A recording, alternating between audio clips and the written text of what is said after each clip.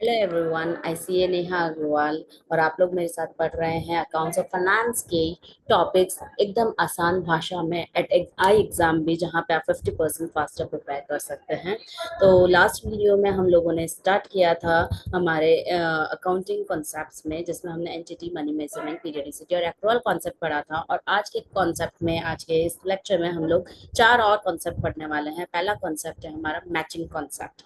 Matching concept बोलता है जो भी हमारे रेवेन्यूज को अर्न करने से रिलेटेड जितने भी खर्चे हमने इनकर किए हैं उसको उसी फाइनेंशियल ईयर में हमें रिकॉर्ड करना है। फॉर एग्जांपल, हमने सेल की है 10 लाख रुपए की। उस 10 लाख को सेल को एग्जीक्यूट करने के लिए हमसे जितने भी एक्सपेंसेस इनकर किए हैं, जैसे हमने रॉ मटेरियल को परचेज किया, हमने इलेक्ट्रिसिटी बिल किया, हमने ट्रांसपोर्टेशन पे किया है, हमने रेंट पे किया, तो whatever expenses are incurred on such sale, तो उनसे रिलेटेड जितने भी एक्सपेंसेस है उसको सेम पीरियड में मैच करते हुए हमें रिकॉर्ड करना है, ताकि हम एक्चुअल में पता लगा सके कि हमने कितना प्रॉफिट या लॉस इनकर किया है। इसी को बोलते हैं matching principal. Next one is the going concern concept. ये गोइंग कंसर्न कॉन्सेप्ट क्या बोलता है कि हमारा जो बिजनेस है वो कॉन्टिन्यूसली चलते जाने वाला है। हमारा बिजनेस को बंद करने का आगे आने वाले टाइम पीरियड में कोई इरादा नहीं है। हमारा बिजनेस कॉन्टिन्यूस चलने वाला है, और यही कारण है कि हम हमारे जो भी अकाउंट्स में जो भी ट्रांजैक्शन है उसको इसी कॉन्सेप्ट पे रिकॉर्ड करते हैं। इसकी वजह से जो भी हमारी फिक्स्ड एसेट्स है उनको हम कॉस्ट पे रिकॉर्ड करते हैं, प्रीपेड एक्सपेंसेस एक्चुअली हम शो करते हैं, डेप्रिसिएशन को चार्ज करते हैं। ये सारे कारण है हमारे गोइंग कंसर्न कॉन्सेप्ट के, कि हम बिजनेस को लगातार चलने वाले हैं, इसलिए जो भी हमारे खर्चे हैं उसको उसी अकॉर्डिंग हमने उनको रिकॉर्ड किया है।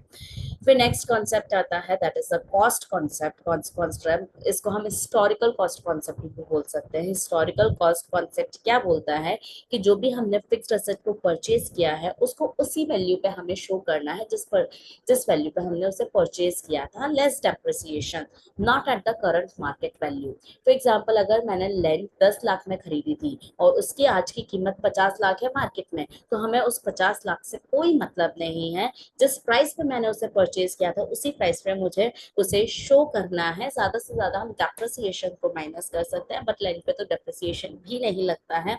तो on other assets we show the assets at cost minus depreciation, not at the current market value। उससे हमें मतलब नहीं है। Next one is the realisation concept. ये रियलाइजेशन कॉन्सेप्ट आपको बताता है कि आपको अपनी रिवेन्यूज को कब मानना है, कब उसको रिकॉर्ड करना है, कब मानना है कि आपने उनको इनकर कर लिया।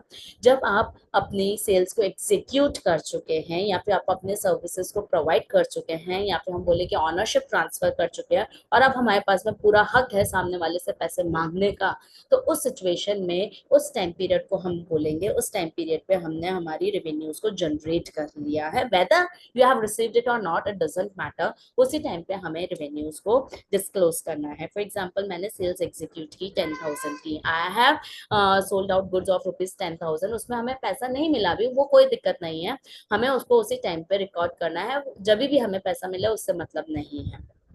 That is a realisation concept. इससे रिलेटेड हम थोड़े बहुत एमसीक्यूज देखते हैं जो हमने कॉन्सेप्ट पढ़े। विच of the following best demonstrates the application of matching concept in the determination of net profit of A company. इसमें मैचिंग कॉन्सेप्ट किस पे अप्लाई हो रहा है? Recording interest on fixed deposit only when it is credited by bank. तो यहाँ पे तो कैश बेसिस हो गया। हमें मैचिंग कॉन्सेप्ट देखना है। Charging depreciation on building used for the business operation over it's useful life. तो यहाँ पर हम मैच कर रहे हैं कि हमने कितना डेप्रिसिएशन चार्ज किया है, हमने ड्यूरिंग द ईयर हमने कितनी फिक्स एसेट को यूटिलाइज किया है। So B is the correct answer. Next, which of the following accounting treatment would indicate a departure from going concern assumption? इनमें से किस पे गोइंग कंसर्न अजम्पशन अप्लाई नहीं हो रही है? Recognise deferred tax asset for carry forward. Carry forward हम तभी करते हैं जब हमारा गोइंग कंसर्न कॉन्सेप्ट चलता है। अगर हम मान के चले कि हमारा बिजनेस आगे आने वाले टाइम में चलने वाला है, तभी हमारी हम एक्सपेंसेस को कैरी फॉरवर्ड करते हैं, तो यहाँ पर अप्लाई हो रहा है। Writing of preliminary expenses over several years. Again हम बहुत सारे ईयर्स में हमारे एक्सपेंसेस को राइट ऑफ कर रहे हैं, अगेन गोइंग कॉन्सेप्ट को लेकर चल रहे हैं। Recording all fixed assets eight there expected liquidation value. Liquidation value पे जब भी हम रिकॉर्ड करते हैं, मतलब हम गोइंग कंसर्न असम्पशन पे काम नहीं कर रहे हैं। तो हाँ, सी इज द राइट ऑप्शन जहाँ पे गोइंग कंसर्न assumption अप्लाई नहीं हो रही है। Next one is a company purchase machinery for 50 lakh. The current market value for 1 year rises to 65 lakh. हमने खरीदा 50 लाख में, आज की वैल्यू है 65 lakh. According to the cost concept, जो हिस्टोरिकल कॉन्सेप्ट है, उसमें हम बैलेंस शीट में हमारी जो ये मशीनरी है उसको किस वैल्यू पे दिखाएंगे, 65 लाख में या 50 लाख पे। तो ऑब्वियसली 50 लाख हिस्टोरिकल कॉन्सेप्ट। अब 50 लाख में भी दो ऑप्शन है, 50 लाख या फिर 50 लाख लेस डेप्रिसिएशन। तो हम हिस्टोरिकल कॉस्ट में बोलते हैं कॉस्ट माइनस डेप्रिसिएशन पे हम फिक्स्ड एसेट्स को बुक्स में दिखाते हैं। So correct answer is option D.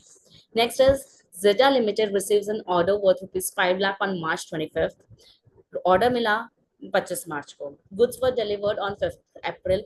हमने गुड्स डिलीवर किए हैं 5th अप्रैल को।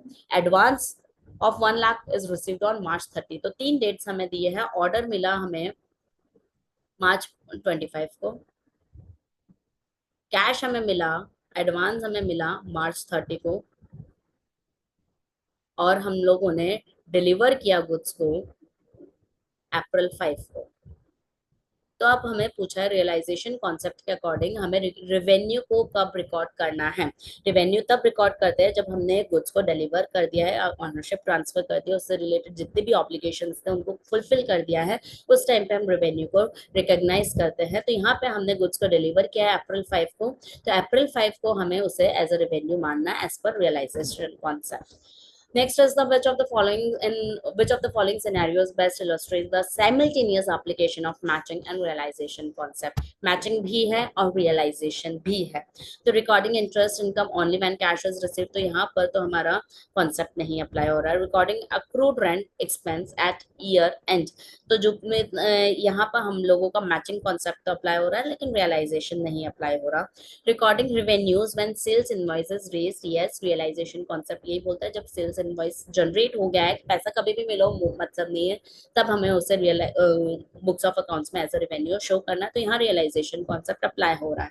And matching of the cost of goods sold, और उससे साथ में हमें कॉस्ट ऑफ उससे रिलेटेड जो भी खर्चे हैं अगर हम उसको भी बुक्स ऑफ अकाउंट्स में रिकॉर्ड कर रहे हैं तो it is the matching concept. यहाँ पे हमारा मैचिंग और रेवेन्यू रिकॉग्निशन दोनों कॉन्सेप्ट यहाँ पे अप्लाई हो रहे हैं। So the correct answer is C. So thank you so much for this video. हम मिलते हैं हम नेक्स्ट वीडियो में जल्द ही। Thank you so much, bye bye, take care.